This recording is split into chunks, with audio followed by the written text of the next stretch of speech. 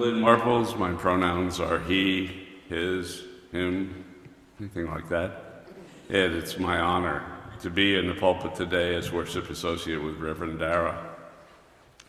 This congregation gratefully acknowledges the Patuxent Wampanoag people on whose ancestral lands we gather today. We commit to support and honor their history and culture. We welcome all of you, members, friends, and newcomers alike, wherever you are on your spiritual journey, whatever your age, young, old. For this 1 hour, you are part of this congregation, and you are welcome. Everyone is invited to coffee hour following the service in the assembly hall. It's through this door to your right. Just follow the crowd. And for those who are visiting, please take a red mug so that we can offer you a warm First Parish greeting. There are a few announcements. The Box Project gifts, which most of everybody here brought today. If you skipped today's service and are visiting via Zoom, they should be brought to the church tomorrow. And we have a busy schedule at pre-Christmas time. On Tuesday, the Blue December Vesper service will be held at 6:30. That's different from what it has been. It's open to the public, and bring a friend.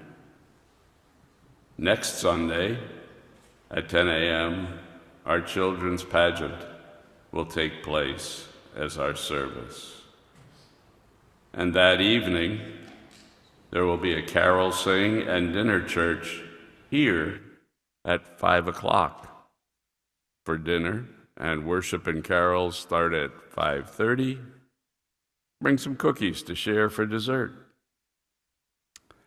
Our traditional Christmas Eve service on December 24th begins at 5 o'clock with Christmas music, and the service itself starts at 5:30.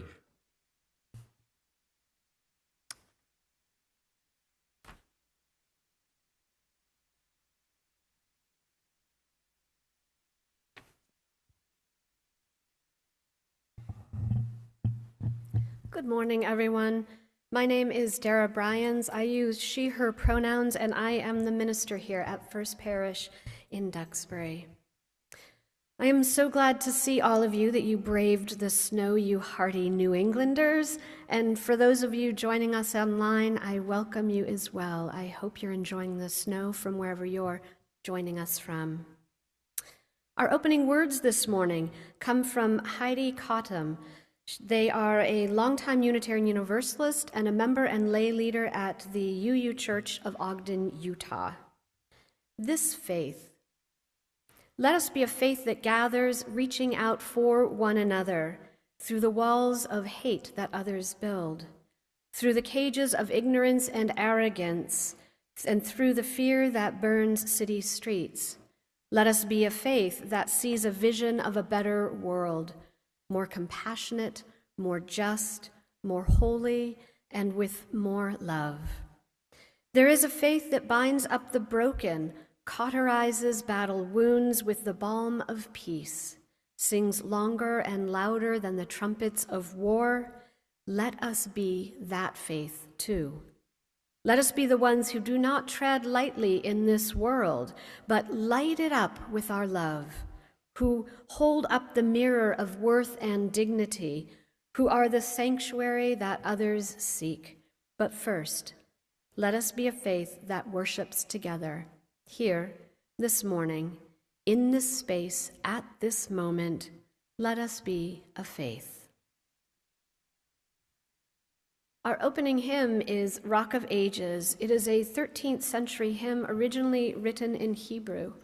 Today, with Jewish people everywhere, we honor Chanukah, the Jewish festival commemorating the victory of the Maccabees and the rededication of the temple at Jerusalem in 165 BCE. I invite you to rise in body or in spirit to join in singing The lyrics can be found in our gray hymnal at 223 and on our screen.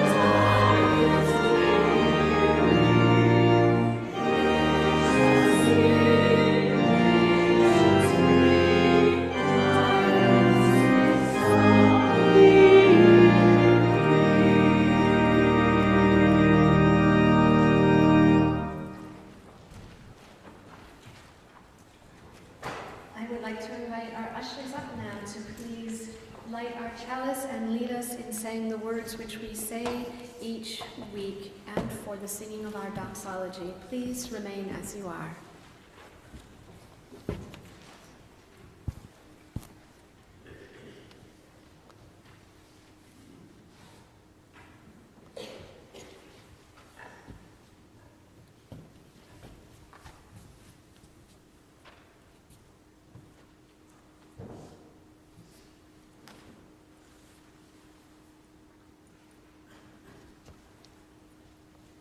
Let this flame be to us a symbol of the wholeness we seek.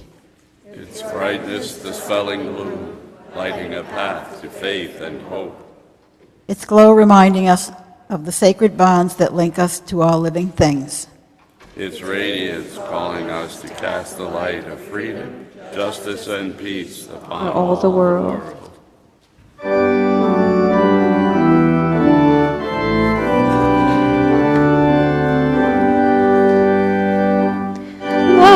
Let peace encircle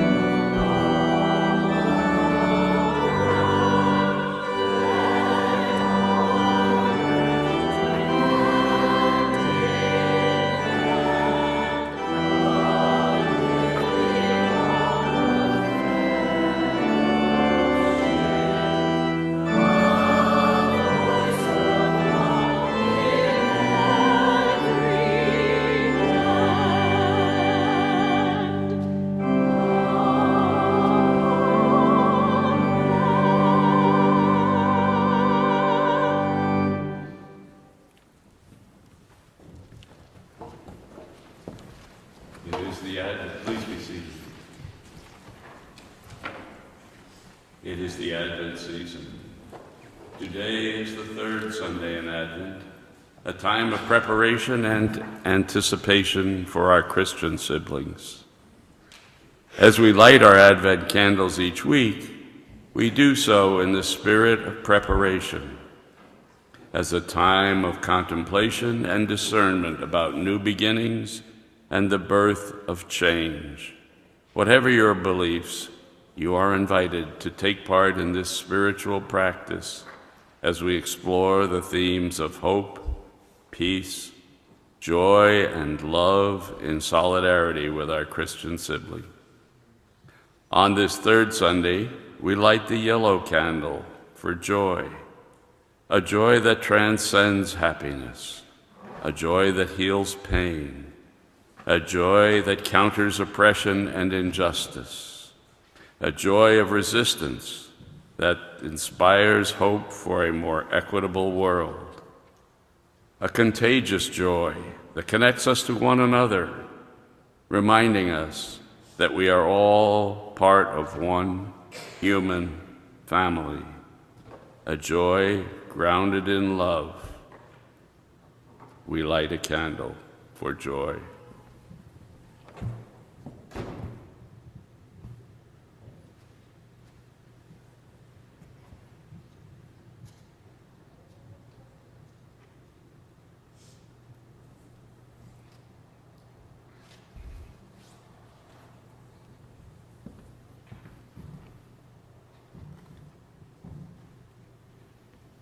And we invite Johanna Simeoni to come and perform the lighting of the menorah.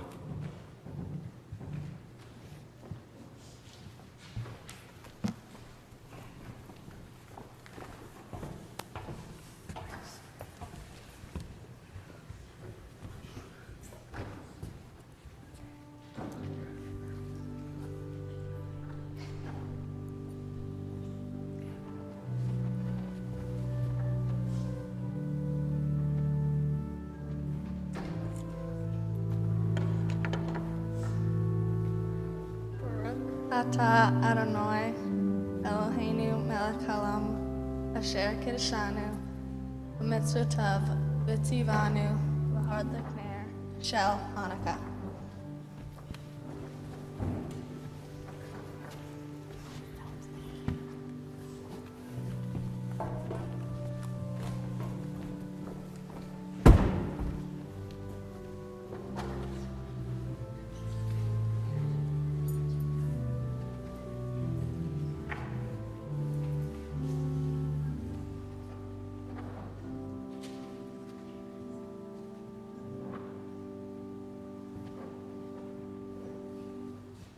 I invite you to please join in singing This Little Light of Mine as our children follow Missy out to their religious exploration classes. Lyrics are at 118 in the hymnal and on the screen.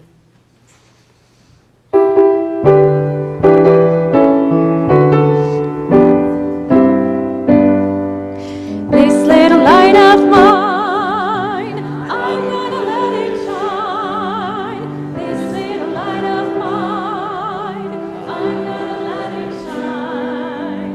This little light of mine, I'm gonna let it shine. Let it shine, let it shine, let it shine.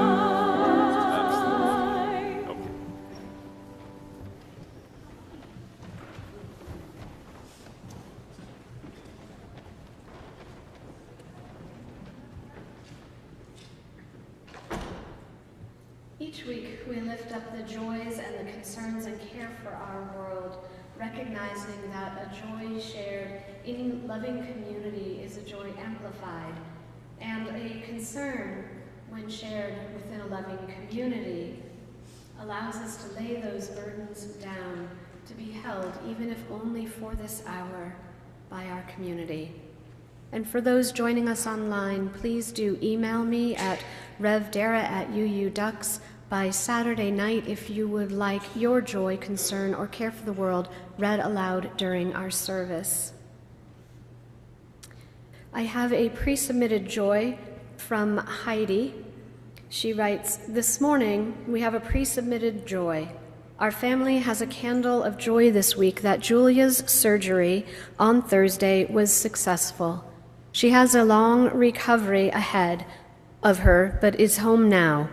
We have so much gratitude for the wonderful health care in Massachusetts, all the amazing people who took care of her in the hospital, and all of the people in our FPC family, many of whom were checking in on us this week. And I have a joy to share. It is that my husband's birthday was yesterday, and while I was out busy or at a UU ministers conference, Daryl spent the day in his favorite way, hiking in the Blue Hills. I'm looking forward to a celebration dinner with him this week. For all of these joys, we light a candle.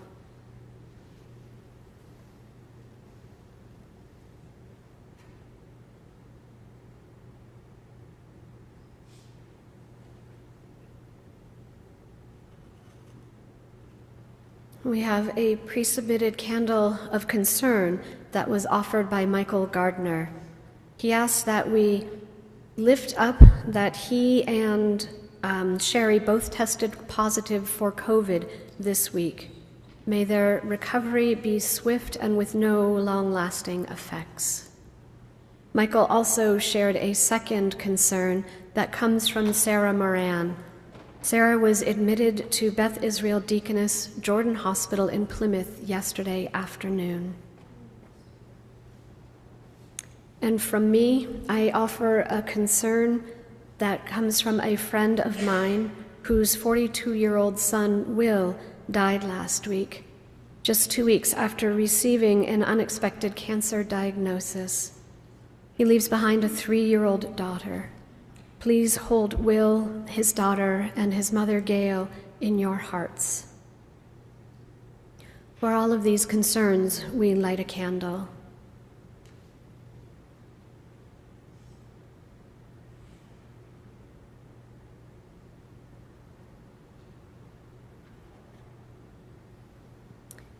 And I lift up these concerns and cares for our world, for the ongoing wars in Gaza, Ukraine, Rwanda, Congo, for extreme weather in Washington state that caused catastrophic flooding, for Japan that experienced a 7.5 magnitude earthquake, and for those affected by winter weather and storms across the United States.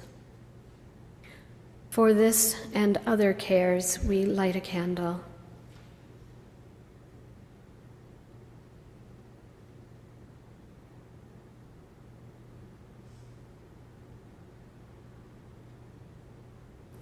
And we light a final candle for all those joys and concerns and cares for our world that are deeply felt, but yet not yet spoken.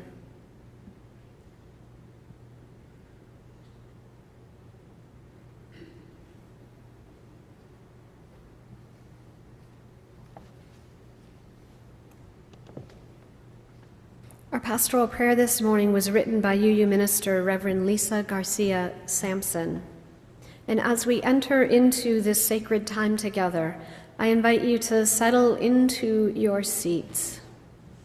Feel the earth solid beneath this building.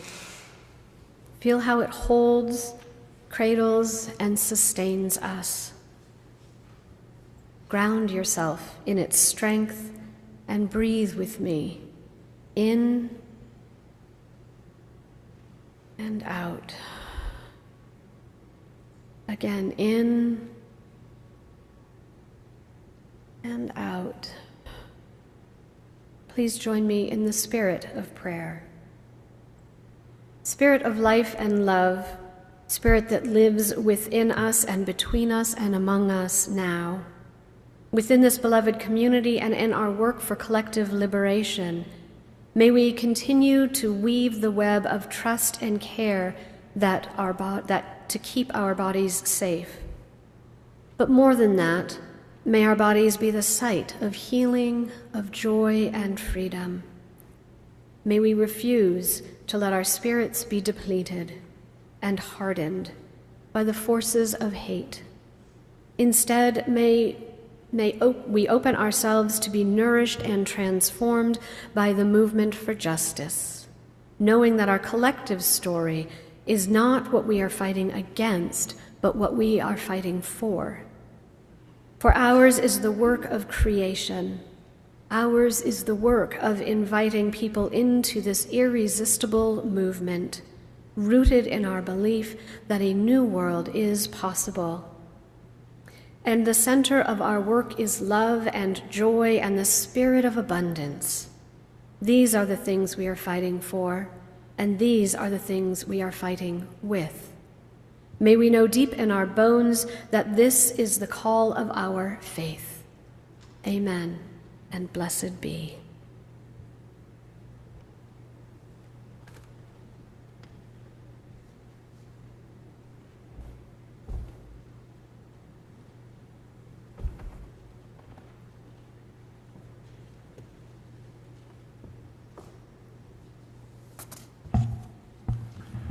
Our reading this morning is excerpted and adapted from the Encyclopedia Britannica.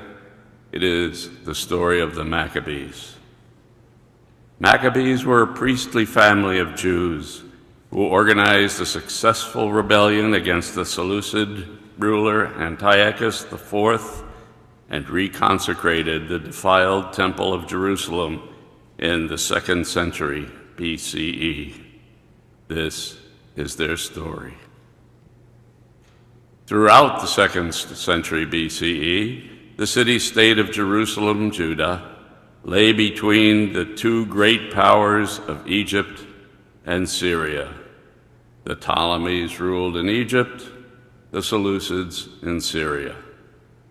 Antiochus IV ruled Syria from 175 to 164 BCE.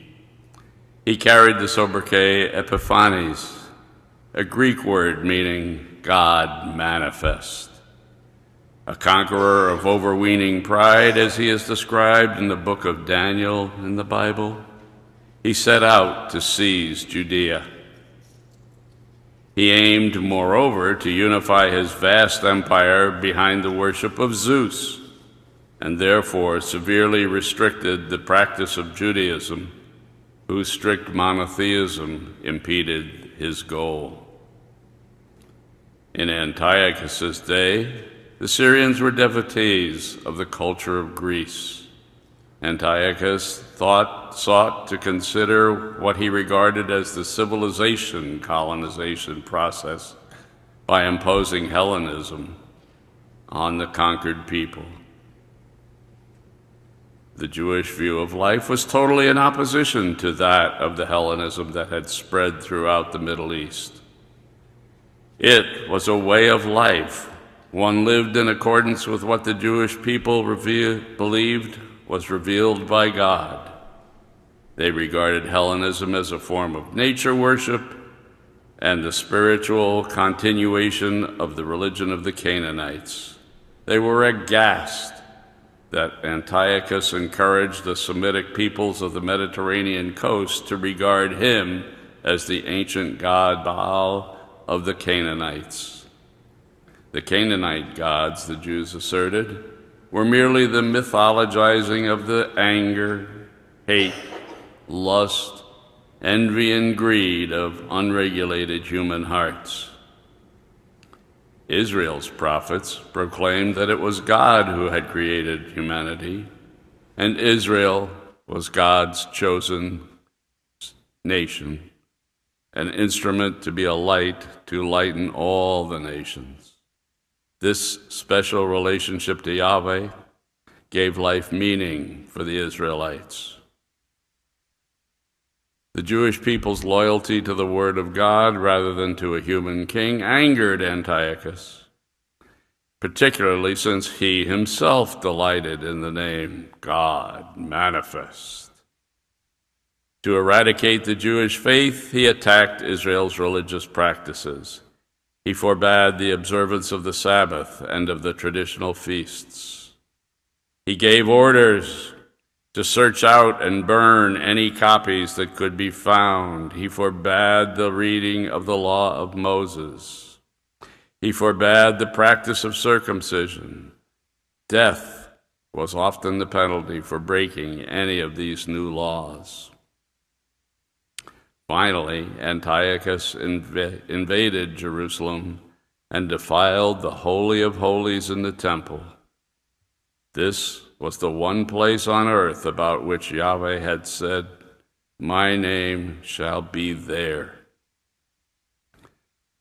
A number of Jews under the high priest Jason complied with the new laws, but with Antiochus' desecration of the temple, a strong general reaction set in. And later that year, Antiochus again entered Jerusalem, plundering and burning and setting up his citadel, the Ekra, on the hill overlooking the temple. But he went too far. His final act of spite was to rededicate the temple in Jerusalem to the Olympian god Zeus. The village of Modaim, now Modain, 17 miles northwest of Jerusalem, quickly became the center of resistance. Modaim was the home of Mattathias, a Jewish priest, and his 5 sons.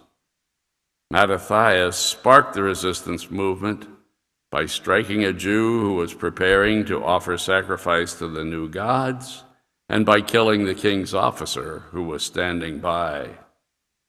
Then he and his family took to the hills, where many joined them.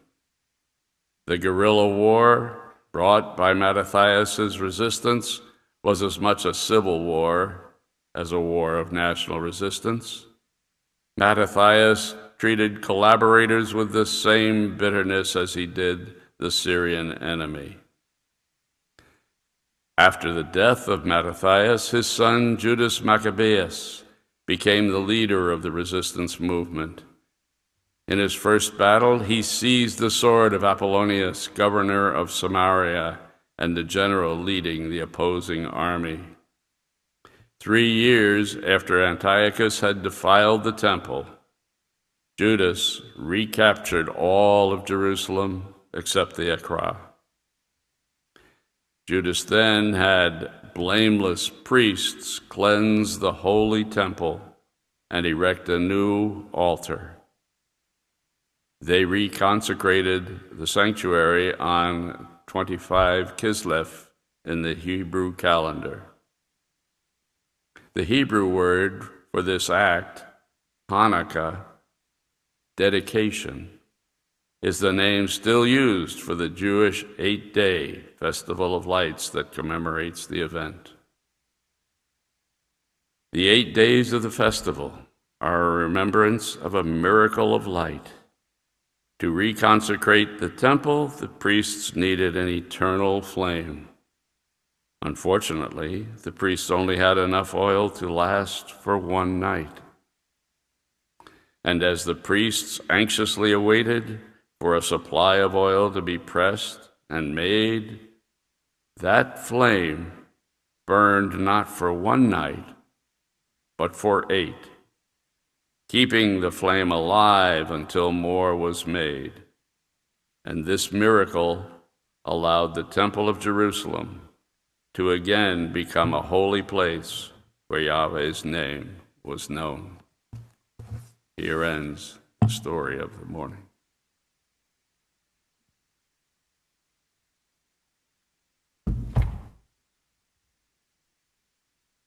This Sunday we'll be sharing the plate with the UUC's Guest at Your Table program, and Cindy will come up and tell us a little bit about what their efforts are.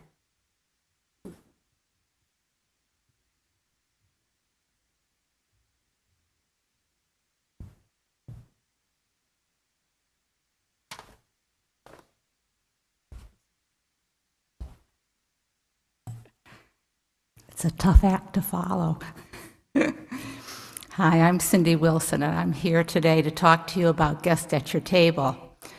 Throughout our year, our church members and friends give donations to a variety of local charities and nonprofits. Giving locally is important. There are many worthwhile local organizations that we enjoy supporting. However, this time of year, we take a look at how we can raise support and awareness about key human rights issues in the greater world. We do this through our Unitarian Universalist Service Committee, or UUSC. UUSC works in more than 20 countries with over 60 grassroots organizations. Thousands of individuals participate in and benefit from UUSC programs.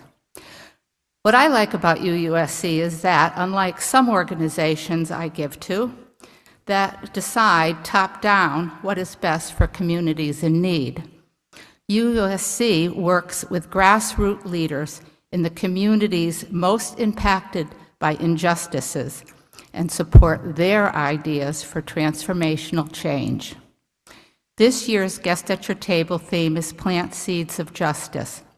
You can look at this morning's insert or the screen up here to view the leaders from UUSC partner organizations who are planting seeds of justice in their communities and beyond. Victoria Siroy, a migrant justice leader, plants seeds of justice when she finds innovative ways to house LGBTQI and asylum seekers in Philadelphia. Ruth Lopez, political prisoner, plants seeds of justice when fighting for government accountability and human rights in El Salvador.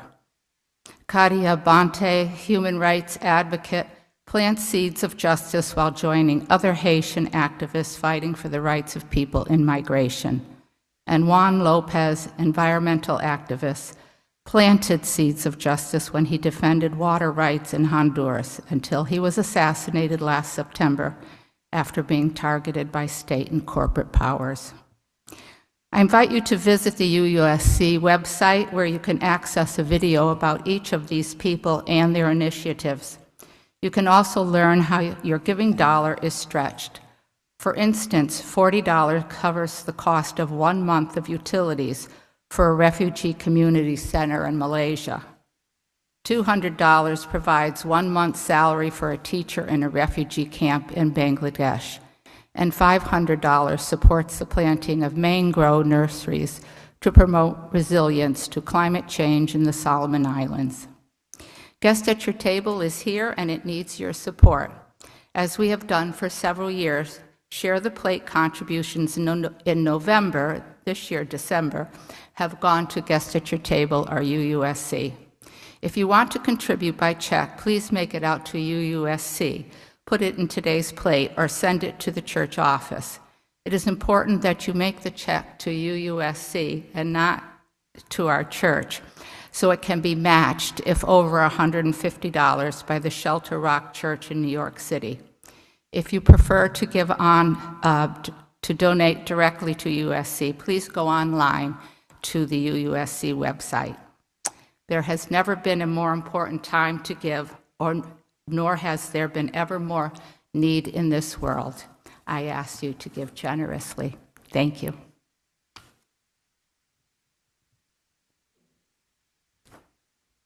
I'd like to invite the ushers to please come forward.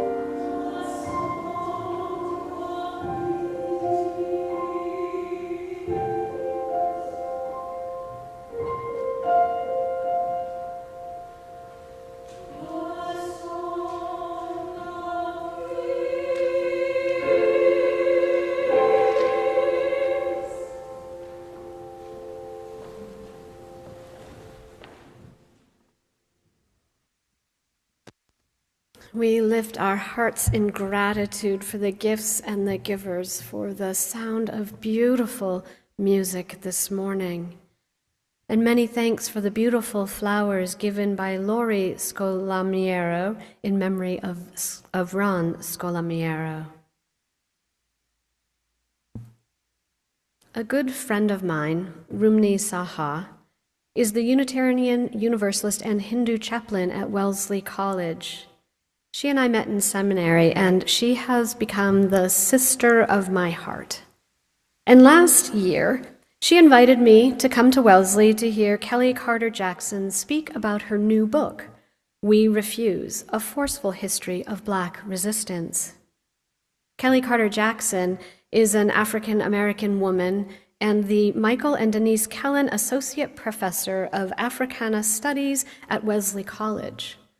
Rumi had recommended the book to me, and I'd been listening to it for several weeks as I drove to and from church, when I ran errands, did dishes, folded my laundry, and I was loving this book. I couldn't wait to hear Professor Jackson speak and read from it. So, of course, Rumni and I arrived very early so we could get a seat right down front. And Professor Jackson arrived, clad in white sneakers, smart black pants, and a beautiful bright pink sweater. And after getting her technology set up, she sat down for a minute and took some time to breathe. And then she pulled out a pair of gorgeous shoes, shiny and colorful, with tall heels. And she laughed as she replaced her sneakers with these beautiful shoes. She commented that every ounce of pain was worth it for the joy of wearing such beautiful heels. And as Rumni and I, along with a room full of students, listened to Professor Jackson's presentations, her words kept coming back to me. Every ounce of pain is worth the joy of wearing something beautiful. This theme of joy and pain coexisting was woven throughout her book. Professor Jackson's book, We Refuse, speaks of the African American experience, both historically and in the present day. And she weaves the story of her great-grandmother, her grandmother, her mother, and herself. And within the context of the broader national issues of enslavement, historical context of enslavement, emancipation, and ongoing oppression. When her great-grandmother, Arnesta, was a child, she stepped on a rusty nail. And as you might have feared, Arnesta developed tetanus. Deathly sick, her mother brought her to the only doctor in their rural Alabama town. The white doctor offered a deal. He would treat Arnesta with the antibiotics she needed if her mother would agree to leave Arnesta with him, to live with his family and work for them for the rest of her life. Arnesta's grandmother, a formerly enslaved person, did not let her mother make that deal with the doctor. She refused his help, brought her granddaughter home, and nursed her back to health. But tetanus left Arnesta with a disability that caused her to walk with a limp for the rest of her life.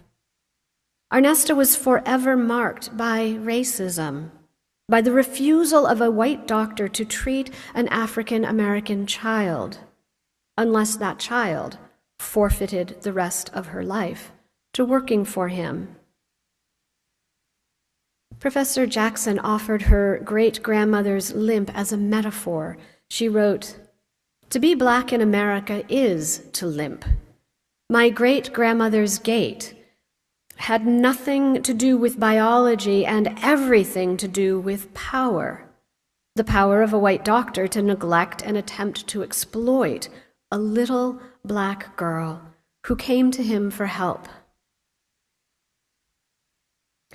For Ernesto's grandmother, refusing the white doctor's help as a formerly enslaved person was a revolutionary act that took great courage and daring.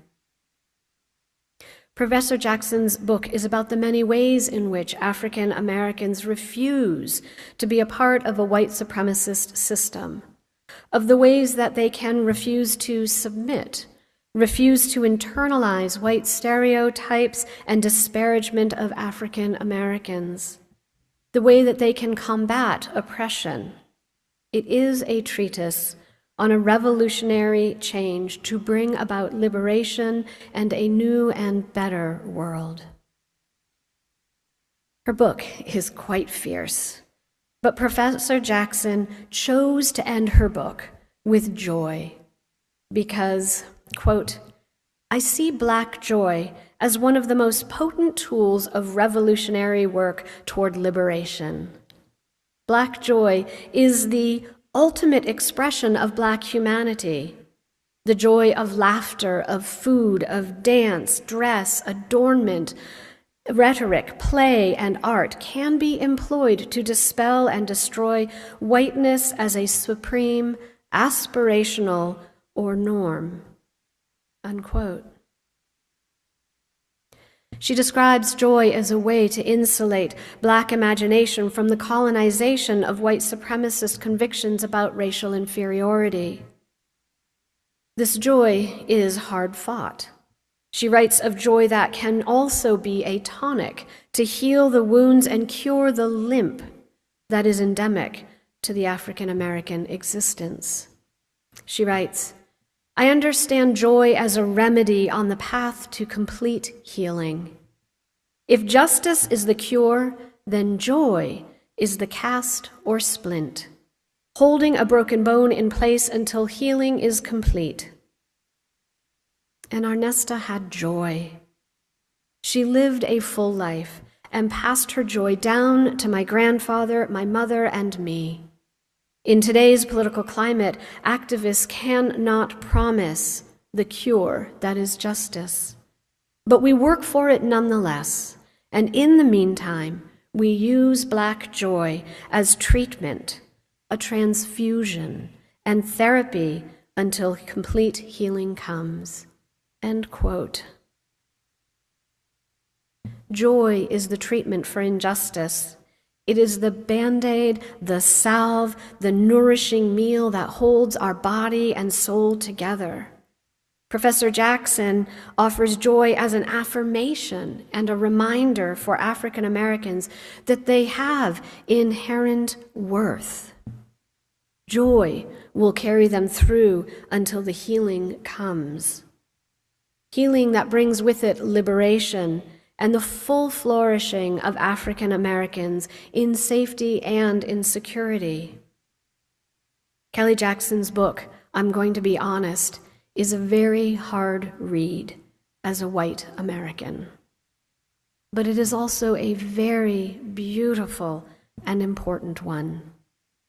It is simultaneously a love letter to her people and an indictment of an oppressive system that leaves her breathless with fear every time her spouse and her children leave their home.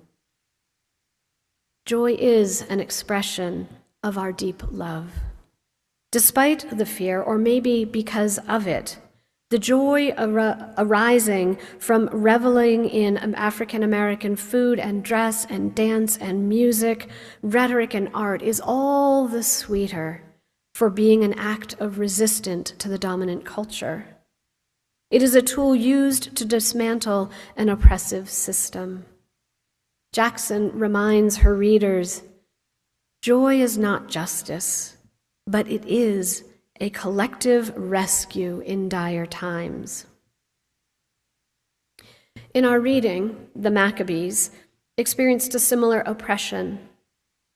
By the 2nd century BCE, when Antiochus IV inherited his father's empire, the Jewish city-state of Jerusalem had been overrun many times by the Babylonians, the Egyptians, and now the Syrians. Forced to either conform to Hellenistic culture or face state violence, Mattathias and his sons and a cohort of Jews rebelled. They fought back against the dehumanizing policies of the Seleucid Empire. They were no stranger to joys as a splint and a cast, holding them together against injustice. And after reading Professor Jackson's book, I wondered, where did the Maccabees find joy? What joy was the cast to those broken bones and the healing that would lead them to justice? I'm imagining it was the joy they took in celebrating their holidays and festivals, holding the Sabbath as sacred, reading the Torah aloud to one another. Resistance for them was intimately spiritual. It was bound up in their relationship with Yahweh. It was the bedrock on which their resistance rested. Adhering to the laws of Moses enshrined in the books of Deuteronomy and Leviticus, these commandments that guided their daily life must have brought joy. Joy for the connection it brought to their ancestors, to Abraham and to Sarah and to King David, reminding them that they were the people with a sacred history and a covenant with Yahweh. That they had value. Their history, their culture, beliefs, and ways of life were beautiful. Their joy must have affirmed for them that Antiochus and his dream of empire were the problem. They were ugly, destructive, and wrong. The Hanukkah story to me is beautiful because of the ways in which it does speak to the heart of this Jewish joy. To reconsecrate the temple, the place where God was most present, must have felt like a fulfillment of their covenant with Yahweh. Despite the insufficient oil to complete the consecration, they proceeded, living in hope that more would be found, that there would be enough to keep that flame alive, burning until more could be pressed. Each day, I imagine they awoke, relieved that the oil had not burned out. Each day, they were hopeful. I imagine the joy of having made it through another day, and the days adding up to the miraculous 8. This Jewish joy, the festival of light, a celebration of the strength of their conviction, of their persistence, became a symbol of God's promise to them and of their covenant with God. And for those of us here this morning who are white, what do Jackson's words and the story of the Maccabees have to offer us? When we look around this sanctuary, most of us are not the people Kelly Carter Jackson's book is addressed to. Most of us belong to the group of people who have created so much harm. And Jackson addressed her book to her black siblings, offering a pathway forward to liberation. But the beauty of her words and the hope and inspiration they offer speak to a universal human truth. That joy is grounded in love. It is an expression of our deep love for one another and for our world. As Archbishop Desmond Tutu and the Dalai Lama said in our reading last week, suffering is a human condition, and we are united together in one humanity, united in our empathy and our compassion and in our mutual grief and sorrow. For me, as a Unitarian Universalist, I believe that oppression harms both the oppressed and the oppressor. As a white woman, I believe that our shared humanity and our interdependence and our interconnection with one another means that we cannot be anything but harmed morally and spiritually by systemic oppression that exists for the benefit of white people. As Unitarian Universalists, I wonder what our responsibility is in combating oppression and injustice. And how do we find our joy in resistance? I find joy in our values, in living them, not just on Sundays, but throughout the week. I take joy in our value of pluralism, which declares that no culture, no race is normal while others are abnormal, wrong, or bad. I take joy in equality that recognizes the inherent worth and dignity of every human being. I believe that we cannot say that we affirm our interdependence even as we turn away from our fellow human beings who are being objectified, marginalized, and victimized by our government. We cannot sit idly by, even as we covenant to uphold the value of justice, of accountably working to dismantle racism and all forms of oppression. My heart is hurt. My soul is hurt and wounded every time I listen to the news. Every time I get a request for help from one of us here or those in our community when they need money for groceries, a doctor's bill, for rent. Every time I hear about another person being detained by ICE, with every law proposed and passed that vilifies trans people and denies them health care, safety, dignity, and respect. With every word of hateful rhetoric by our leaders that dehumanize women and immigrants and people of color, we all are hurt. Friends, working against injustice is the spiritual work of being a Unitarian Universalist. This work of anti-oppression is sacred and holy work. And I admit it can feel very overwhelming when we look at all the work that needs to be done. But I want to remind us that it is work that this community is already engaged in. Work that ignites joy in my heart wherever I see it. This joy that looks like cans and boxes and packets of food being dropped off in our collection basket to help our area food pantries. It looks like taking those tags with lists of gifts for children so that they can have something to open this holiday season. It looks like dinner church with food and conversation, children's laughter, and spiritual practices that remind us that we are not alone, that we thrive together in community. It looks like this worship service in which we gathered on a snowy morning, we hearty few who made it here and those online. We came together to light our chalice, the symbol of our faith, to share the joys and concerns held in our heart. And when we sing in community and share a word, it affirms our commitment to our shared values. These are the many things that stem our isolation, that build community, expand our generosity.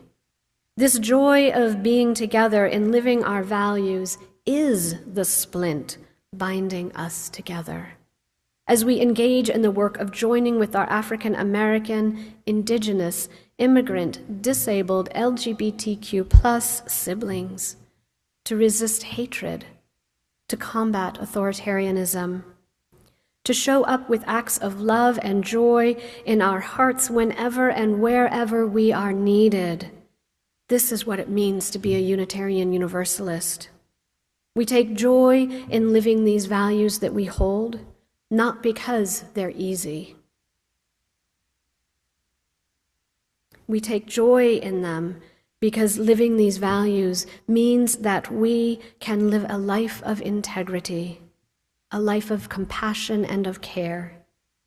It means that we center love as we engage in the work of healing our ever so broken world.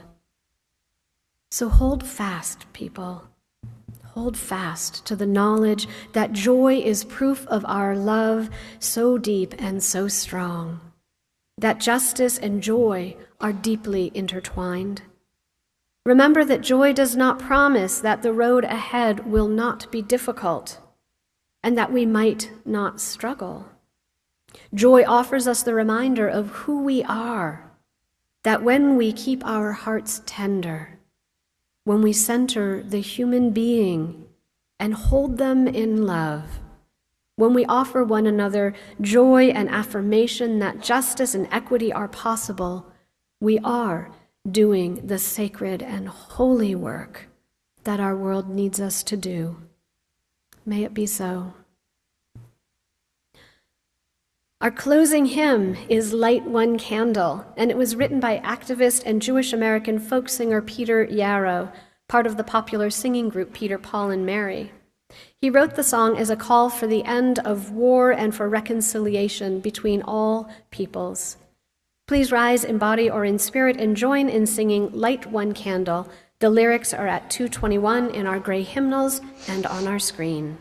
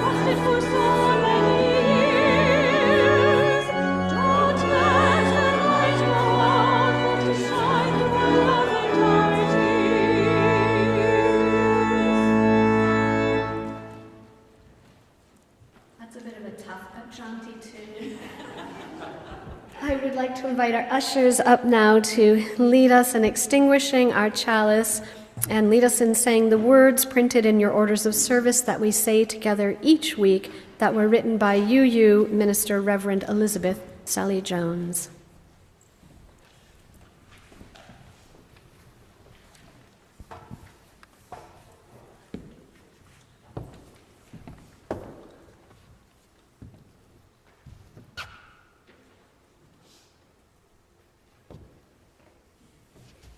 We extinguish this flame, but not the light of truth, the warmth of community, or the fire of commitment. These we carry in our hearts until we are together again. You may be seated.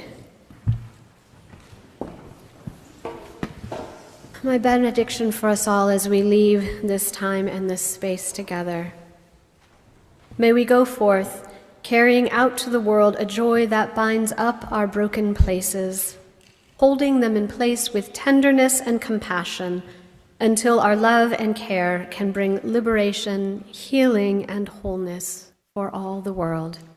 May it be so. Our service begins when our service ends. Go in peace.